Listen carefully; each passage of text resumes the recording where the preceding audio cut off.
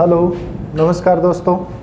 मैं विकास चौधरी और अपने राजस्थान कल्चर जो चल रही थी, तो जो LSA वाले जो बच्चे हैं मेरे, तो वहाँ हस्तकला का जो पार्ट चल रहा था, तो हस्तकलाएं अपनी काफ़ी मैंने आपको कुछ बता दिया हस्तकलाओं के अंदर।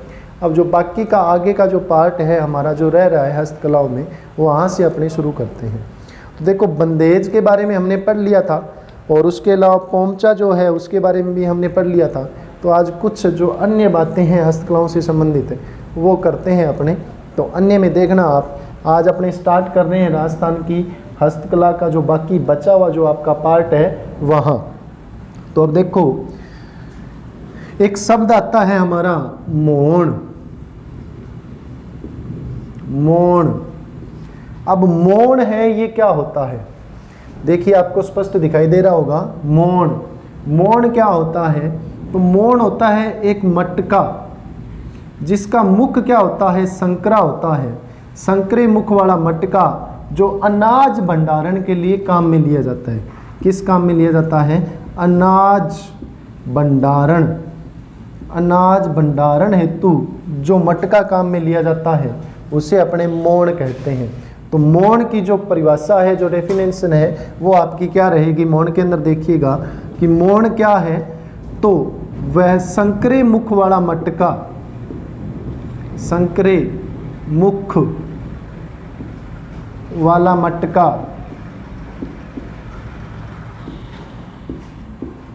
मटका जो अनाज भंडारण हेतु, अनाज भंडारण हेतु काम में लिया जाता है, काम में लिया जाता है, क्या कहलाता है? मौन कहलाता है। क्या कहलाएगा? मौन। और ये जो मौन है आपका संकरे मुख वाला मटका है, ये कहाँ का प्रसिद्ध है? सवाई माधोपुर का। कहाँ का प्रसिद्ध है? सवाई माधोपुर का प्रसिद्ध है। सवाई माधोपुर का प्रसिद्ध। अब देखो, मौन के बारे में हमने बात की कि मौन क्या है। मौन संकरे मुख वाला मटका जो अनाज भंडारण हेतु काम में लिया जाता है, सवाई माधोपुर का प्रसिद्ध है। क्या कहलाता है? मौन कहलाता है। एक बार इसका स्क्रीनशॉट वगैरह आपने जो कुछ भी लेना है, राइट डाउन करना है, तो वो कर लीजिए। फिर नेक्स्ट अपने देखते हैं। ठीक है भी? ओके, नेक्स्ट देखिए।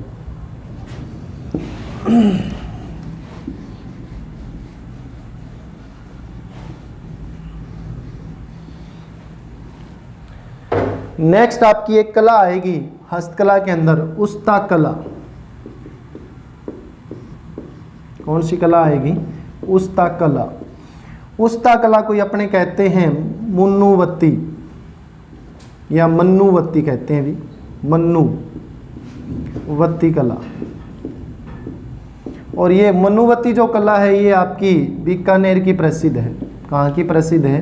बीकानेर की प्रसिद्ध है मन्नुवत्ती कला।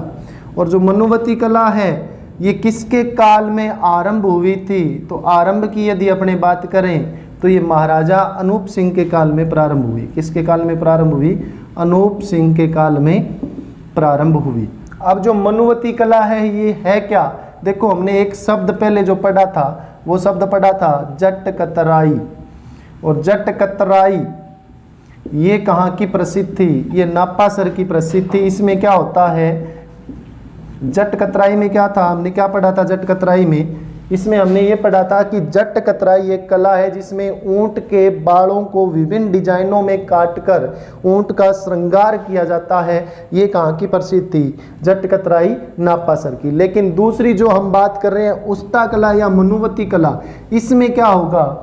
इसमें ये होगा कि मरे हुए ऊंट की खाल पर, मरे हुए ऊंट को मारना नहीं है, ध्यान रखना, मरे हुए ऊंट की खाल पर, ऊंट की खाल पर सुनहरे तारों से नक्काशी करना। सुनहरे, या आप इसको कह सकते हो सोने से।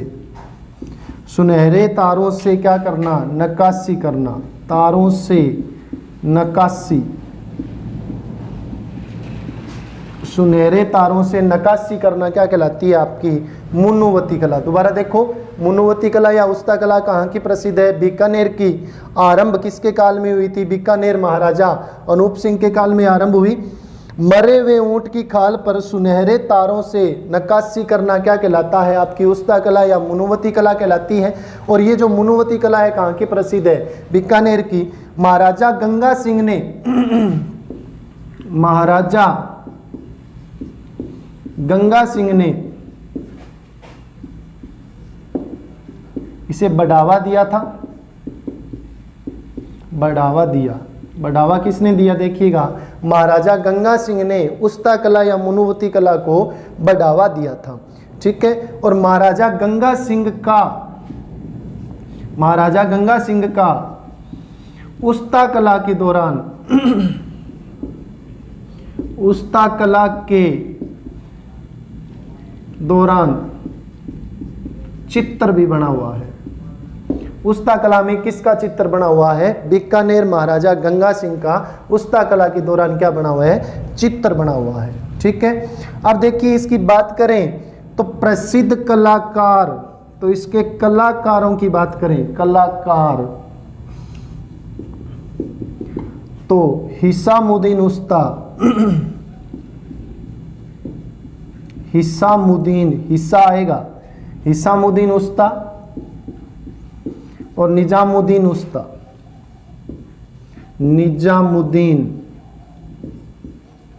उस्ता। ये क्या है? इसके प्रसिद्ध कलाकार है। अब उस्ता कला है, उस्ता कला को बढ़ावा देने के लिए बीकानेर में, कहाँ? बीकानेर में कैमल हाइड ट्रेनिंग सेंटर की स्थापना की गई है। कैमल हाइड ट्रेनिंग सेंटर, और कैमल हाइड ट्रेनिंग सेंटर की स्थापना कहाँ हुई है? बीकानेर में। उस्ता कला को बढ़ावा देने के लिए, उस्ता कला को बढ़ावा देने के लिए बीकानेर में कैमल हाइड ट्रेनिंग सेंटर की स्थापना की गई है। दोबारा देख लीजिएगा, उस्ता कला क्या है?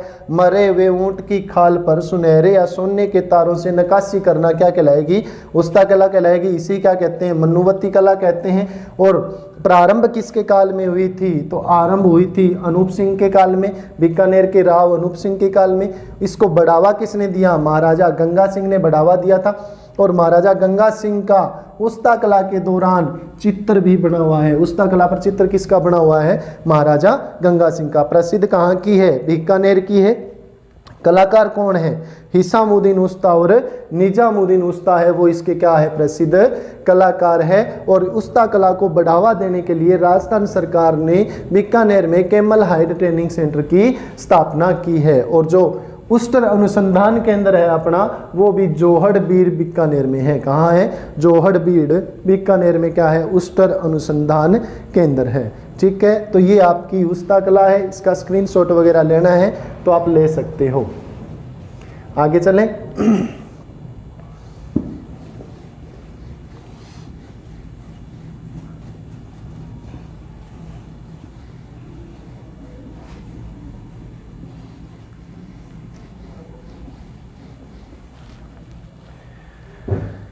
अब देखो, लकड़ी का कार्य करेंगे अपने, तो चंदन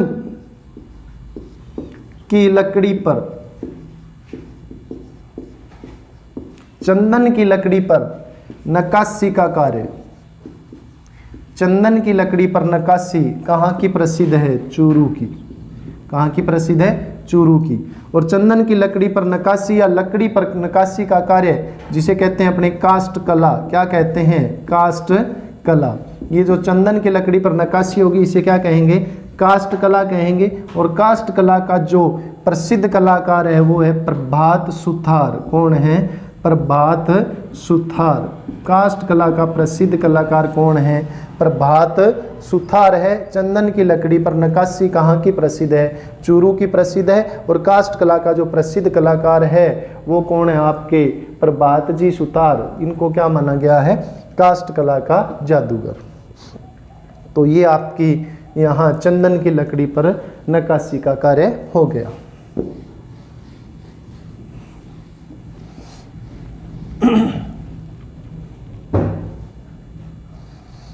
नेक्स्ट आपकी रहेगी जैसे ब्लू पोट्री रहेगी, कहाँ की प्रसिद्ध है। उसके अलावा अजरक प्रिंट है, मलीर प्रिंट है, दाबू प्रिंट है। तो ये जो रहेगी आपके पार्ट, तो ये पार्ट का वीडियो मैं नेक्स्ट आपको सेंड करूँगा।